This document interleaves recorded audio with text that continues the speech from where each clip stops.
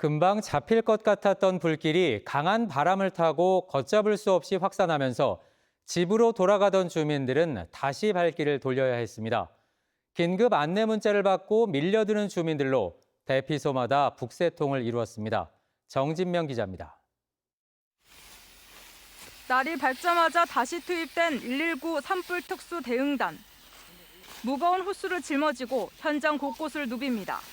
밤새 바람이 잦아들면서 오전 한때 진화율이 70% 넘게 올라갔습니다. 바람이 안 불어도 차는 다행이야. 계속 작업 실시. 하지만 오후가 되면서 상황이 완전히 바뀌기 시작했습니다.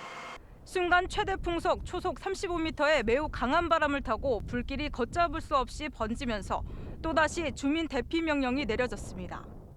현재 대형 산불이 계속해서 이어지면서 주민 대피령도 추가로 내려지고 있습니다.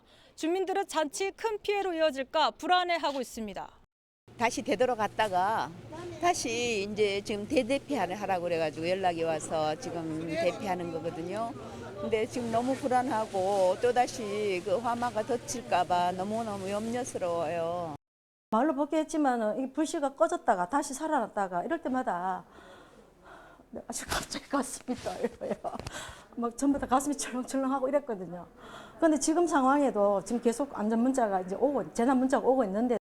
오후 1시 17분 주민들에게 실내 체육관으로 대피하라는 긴급 재난 문자를 보낸 의성군이 7분 뒤 대피 장소를 의성고등학교로 정정하는 등 혼선이 빚어지기도 했습니다. 대피 공간이 부족해졌기 때문입니다. 지금 그 이후에 이제 각각 다른 읍면에서 발생하니까 여러 군데로 지금 나눠진 거예요. 지금 인원이 많이 이제 수용을 하게 되니까 의성 고등학교 실내 체육관으로 이렇게 나눠졌고요. 현재 의성군 내 지정 대피소가 모두 6곳뿐이어서 인근의 생태 체험관으로 불안한 주민들이 밀려들기도 했습니다. 들어갔다 방에도 못 들어가고 왔지 뭐 전에 있기네 막 얼른 가야 된다 카죠. 산불 지역에 예고된 강풍이 언제쯤 잦아들지 주민들의 불안감도 극에 달하고 있습니다. TBC 정진명입니다.